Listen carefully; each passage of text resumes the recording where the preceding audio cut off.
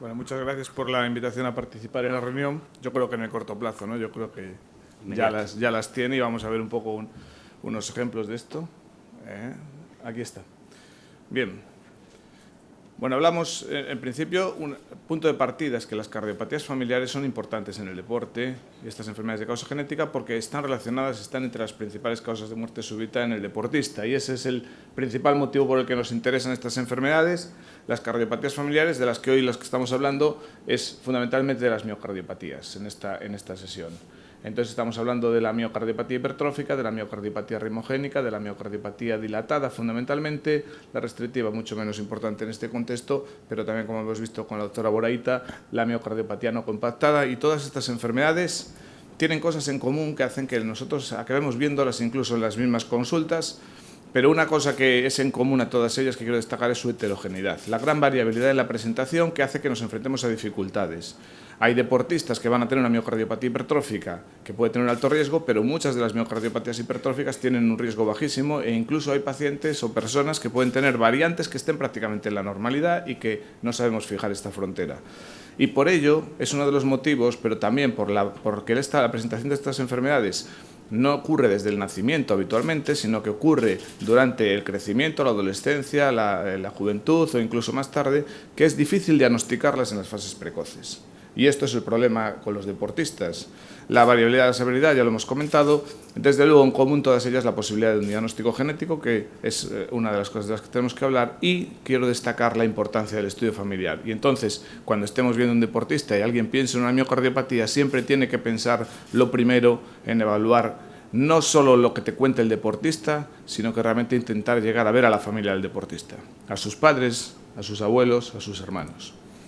El ejemplo de la miocardiopatía hipertrófica es importante porque es una de las enfermedades más frecuentes en este caso, pero que la conocemos bien por su elevada prevalencia, 1 en 500 en la población general, su relación con la muerte súbita, la dificultad del pronóstico, y aquí vemos el ejemplo de la gran variabilidad en la expresión clínica. Lógicamente, en un deportista que tenga este septo de 30 milímetros, nadie va a discutir, no va a ser difícil hacer el diagnóstico, no necesito la genética para diagnosticarlo, pero cuando nos encontramos una hipertrofia muy localizada puede ser difícil o formas apicales que a veces no tengan una manifestación tan clara. Pero lo importante para mí también es que detrás de esta heterogeneidad hay una heterogeneidad en la etiología que empezamos a reconocer en los años 90, en la presencia de mutaciones en múltiples genes, y este esquema del sarcómero nos muestra que esto es una maquinaria muy compleja donde hay muchísimas piezas en esta maquinaria y todas estas piezas pueden tener defectos que condicionen un fallo en la contracción, en la eficiencia energética, que desencadene la hipertrofia y las consecuencias de la miocardiopatía hipertrófica, pero mutaciones en estos mismos genes también producen miocardiopatía dilatada, también producen miocardiopatía restrictiva y también son las primeras causas probablemente de miocardiopatía no compactada. Entonces vemos que hay una complejidad aquí que nos puede resultar difícil, pero que también es una oportunidad para aumentar el conocimiento y mejorar el diagnóstico de estos pacientes. El diagnóstico suele ser difícil en fases iniciales de la enfermedad. Este es el punto de partida. La genética yo creo que puede ayudar en estas situaciones y de esto es de lo que vamos a hablar un poco. Este es un chico de 13 años que juega al fútbol. El motivo por el que se hizo este electrocardiograma es porque su padre tiene una miocardiopatía hipertrófica. El diagnóstico clínico fue: no hay problema. La realidad es que este chico tiene unas pequeñas ondas Q en 1, en 2, en V6, en V5, que probablemente en el hijo de un paciente con miocardiopatía hipertrófica, y aquí es la importancia del antecedente familiar, la probabilidad de que tenga la enfermedad es 1 en 2, no 1 en 500, habría que considerar que es muy probable que tenga la enfermedad. Y en caso de que no le digamos que deje de jugar al fútbol, lo que hay que hacer es un seguimiento estrecho. Este chico siguió jugando al fútbol, aquí no teníamos genética, ni teníamos nada, ni estudio familiar tampoco sistemático, y con 17 años tiene este electrocardiograma. Entonces ahora sí lo diagnostico. Tiene una miocardiopatía hipertrófica. El grosor en la resonancia magnética es de 33 milímetros. Y encima CTO veno sostenida un poco después y le ponemos un desfilador. El problema es que esto es demasiado tarde. El diagnóstico había que hacerlo antes. Ahora nosotros, un poco más tarde, hemos encontrado que este chico tiene una mutación, hemos encontrado la mutación en su familia, pero realmente, ahora yo que sé la genética, que tengo la oportunidad de la genética, sabiendo la mutación en su padre, el diagnóstico, si tengo dudas al principio, podía haberlo confirmado. Realmente este chico no murió, pero otras personas con la misma mutación han muerto súbitamente antes de hacer el diagnóstico. En este caso la mutación es una mutación de la proteína C en la miosina y tenemos 8 o 9 familias que nos permite confirmar la cosegregación y que esta mutación realmente es causa de enfermedad. Un aspecto infrecuente pero importante es que puede haber alto riesgo en algunos pacientes que tienen expresión clínica ligera. Y estos pacientes, que son muy raros, son algunos de los que nos van a dar disgustos en nuestra evaluación. Y la genética a veces puede ayudar en estos casos. Un único ejemplo, no se va a ver en la película, pero este es un chico que juega al fútbol en categoría regional. Y en este caso yo estoy sesgado porque yo llevo una consulta de cardiopatías familiares. Este chico vino en el contexto de un estudio familiar. ¿Por qué lo llamamos? No porque fuera un deportista al que se le hace un screening. Y esto es un problema que también hay que plantear. Este chico debería de haberse detectado antes de que nosotros lo llamásemos. El chico tiene 23 años, en el eco tiene un ventrículo de 60 milímetros, pero es un chaval alto, mide un 88, pesa 90 kilos y juega al fútbol en categoría regional. No tiene síntomas, el Holter es normal, la prueba de esfuerzo es excelente, pero el ecocardiograma, que no lo vemos, la fracción de eyección es totalmente normal, fracción de eyección del 60%. El electrocardiograma es sospechoso, tiene una amputación de la R, de V1 o V3 con esas profundas, voltajes un poco bajos en las derivaciones. Pero lo importante de este chico es su familia. Este es este chico que está aquí abajo. Su madre murió súbitamente con 47 años, tenía un diagnóstico de miocardiopatía dilatada, pero su fracción de eyección era 50% y estaba en clase funcional 2. Su diagnóstico fue por un episodio de fibrilación auricular. Cuando se controló la frecuencia mejoró. Nosotros sabíamos que había una miocardiopatía familiar porque el primo de su madre había sido trasplantado en nuestro hospital con una miocardiopatía dilatada. Este chico después, cuando lo revisamos, tiene una miocardiopatía no compactada. Aquí hay una muerte súbita con 40 años y aquí hay una muerte con insuficiencia cardíaca con 44 años.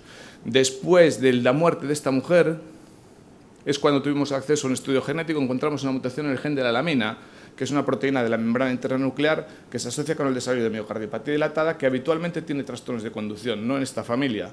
A veces tiene miopatía esquelética, este chico tiene la CPK un poco elevada, puede haber otros fenotipos asociados. Pero lo importante, en este chico ya sé que tiene la mutación y yo hago un seguimiento a este chico.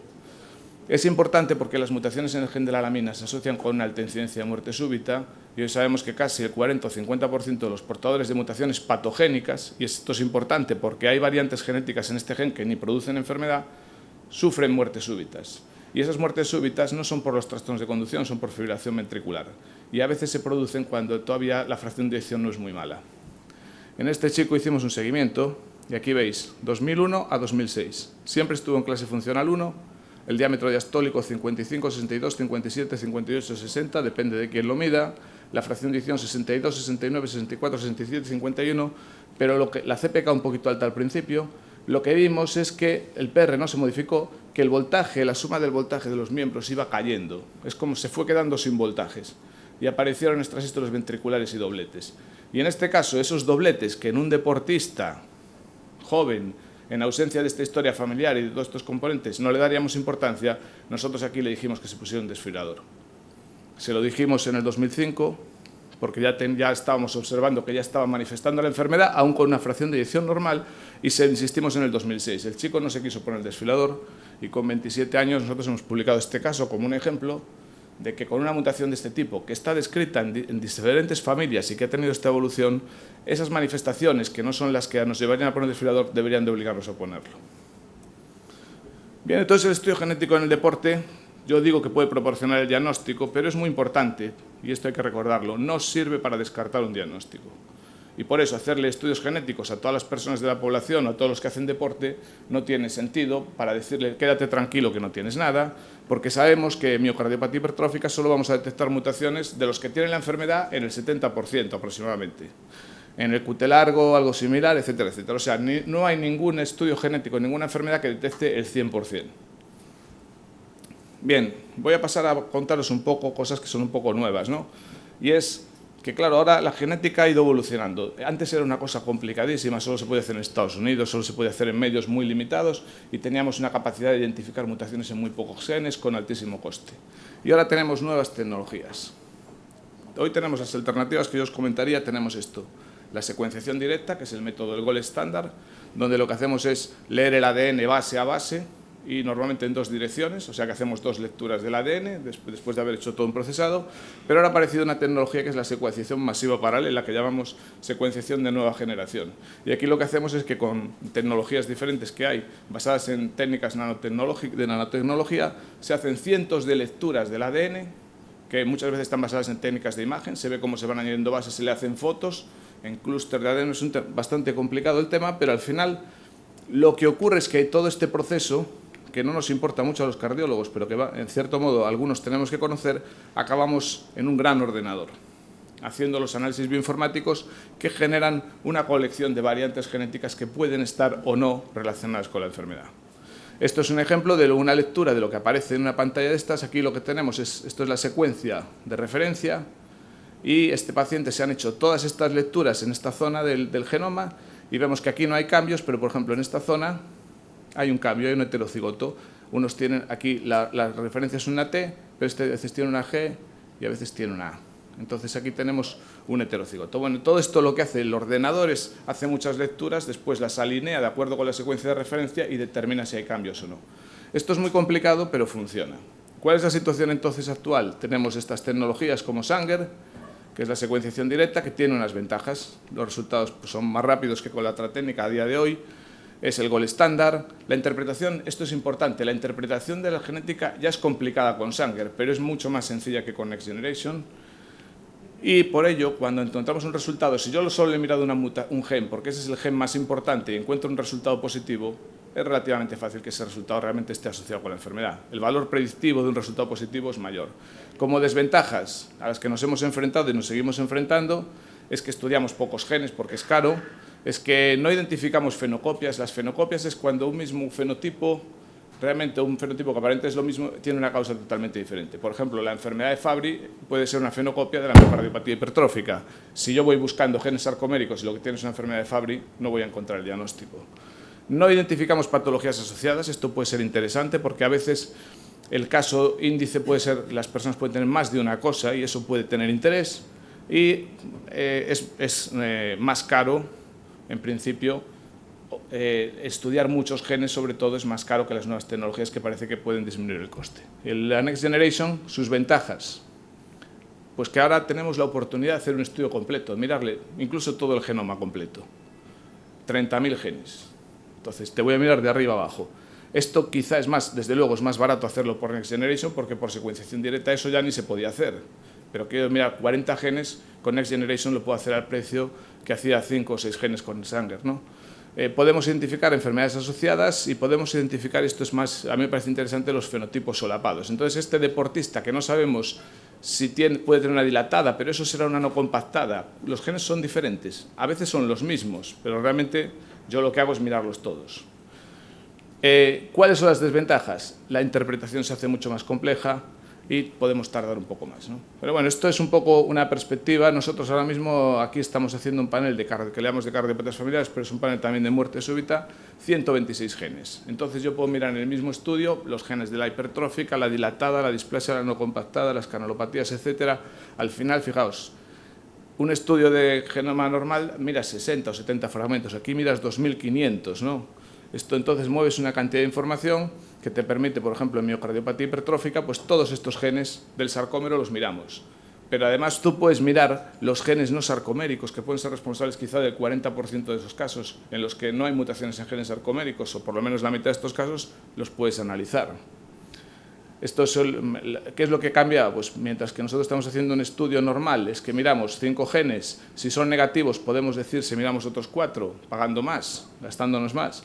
Si tenemos preexcitación, miramos los genes relacionados con el VPV y la hipertrófica, que son 2 genes específicos que quizás sean los que hay que buscar, pero hay una cantidad de genes. Por ejemplo, el síndrome de Noonan puede ser una fenocopia de la miocardiopatía hipertrófica. Hay una docena de genes aquí que normalmente no los miramos, pero que a veces aparecen en nuestros pacientes. Entonces aquí tenemos, este es el ejemplo de lo que pasa ahora con estas nuevas tecnologías. Pues tú te encuentras, yo normalmente miocardiopatía hipertrófica, bueno, esto no me funciona, me parece. Yo miro los 5 genes principales y paro, porque son los genes que tienen el 80% o el 90% de las mutaciones que voy a encontrar. Y esto es una buena estrategia. Si encuentro algo ahí, es muy fácil que esté relacionado con la enfermedad. Con Next Generation puedo mirar esos genes secundarios, esos 26, que alguno ha sido descrito en un paciente, en una familia, algunos son más importantes, como los primeros de la lista, o puedo mirar las fenocopias. Todos estos genes que aparecen ahí de fenocopias 17, están todos los genes de síndrome de Noonan. Normalmente el síndrome de Noonan o el síndrome cardiovelofacial tiene otras manifestaciones, pero a veces esas manifestaciones son muy sutiles o casi no existen. Entonces, el interés es más limitado, pero puede existir un interés. Y luego hay un montón de genes que en este caso la oportunidad que nosotros vemos es que, oye, y de paso, ¿por qué no miras si tengo una mutación de gen de Brugada, de síndrome de Brugada? Porque en una miocardiopatía hipertrófica, si la prevalencia de Brugada pues es 1 en 5.000 o 1 en 10.000 o 1 en 3.000 en la población, pues 1 de cada 3.000 o de cada 5.000 hipertróficas puede tener una mutación de ese gen y es muy interesante diagnosticarlo. Bueno, en la displasia rimogénica, lo mismo. Nosotros ahora lo que hacemos cuando tienes una sospecha de una miocardiopatía rimogénica, y esto es un diagnóstico, una sospecha que es de las que pueden aparecer en un deportista, claro, los genes importantes son estos 4, placofilina, desmoplaquina, desmogleína y desmocolina, genes del desmosoma. Pero resulta que hay otros genes como la placoglobina, que es la enfermedad de Naxos, pero que no lo vamos a encontrar. Pero realmente, si ahora vamos al conocimiento, y es lo que hemos visto antes en la sesión anterior sobre el síndrome de Brugada, hay muchos más genes que son interesantes. O sea, es, por ejemplo, el fosfolamban, que es un gen que se ha relacionado con la hipertrófica, se ha relacionado con la dilatada, ahora resulta que es la primera causa de miocardiopatía rimogénica en los Países Bajos. Porque hay una gran familia, como hemos visto antes, la familia de la catecolaminérgica de Canarias, que tiene mutación en este gen asociada con una miocardiopatía rimogénica, pero que algunos pacientes se diagnostican de rimogénica y otros de dilatada. Entonces, aquí la genética puede llegar a ser el gol estándar para decir de qué estamos hablando. La titina es el gen gigante, el gen más grande del organismo. No nos lo planteábamos estudiar con secuenciación. Con Next Generation es posible. Y todos estos otros genes que pueden ser interesantes. Lo mismo ocurre con la no compactada. Voy a acelerar un poco. Quizá la miocardiopatía dilatada es uno de los ejemplos donde esto está cambiando la situación, porque nosotros hasta ahora la miocardiopatía dilatada decíamos, miramos el gen que hemos visto antes de la muerte súbita, que es la lamina, mira solo ese porque ese tiene unas consecuencias muy importantes y es relativamente económico. Pero luego hay un montón de genes, más de 50, más de 70 diría yo, del sarcómero, del citoesqueleto, de la membrana interna nuclear, de los mitocondriales y otros. Entre los genes de dilatada, recientemente el New England ha publicado que quizá las miocardiopatías dilatadas familiares, uno de los genes más importantes es la titina. Y la titina hasta ahora casi era inabordable para nosotros. Ahora lo podemos mirar y esto nos da una oportunidad de diagnóstico. Pero, después de todo esto, hay que recordar que el valor predictivo de cualquier prueba depende de la probabilidad pretest. Y si la probabilidad pretest es muy baja, la mayor parte de los resultados positivos van a ser falsos positivos. Y esto es una clave en los deportistas, porque si un deportista aparentemente está sano o tengo una sospecha muy baja de enfermedad y le miro 200 genes, es muy fácil que encuentre resultados falsos positivos. Entonces, recordar esto, hay muchas variantes genéticas que no producen enfermedad y es esencial una interpretación correcta de los resultados. Y esta es una gran dificultad que se plantea para los genetistas, pero también para los clínicos. Por ejemplo, en una prueba de estas que hacemos de 120 genes, pues encuentras 1.500 variantes. Y esas variantes hay que evaluarlas.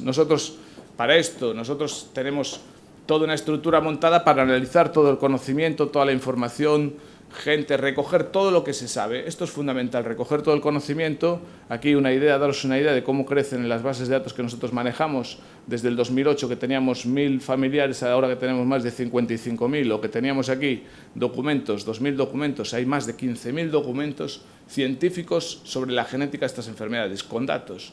Y esos datos son los que nos permiten después decir, esta variante claramente está asociada, esta claramente no, y esta no sabemos.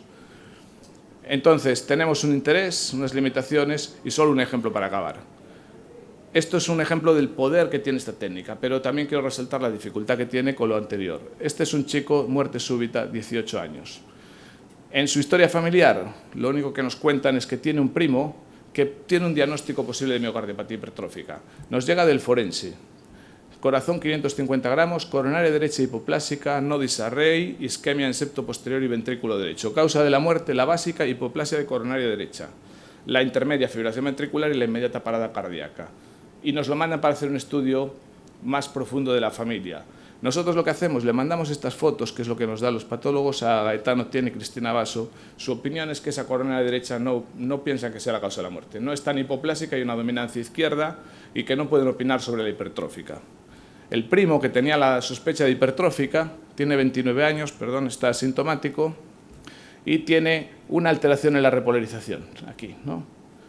Y en el eco, una sospecha ligera de hipertrofia con un grosor en la pared posterior de 13 milímetros. En este chico, el estudio genético se orienta a la miocardiopatía hipertrófica, se le miran los 9 genes principales y no se encuentra nada.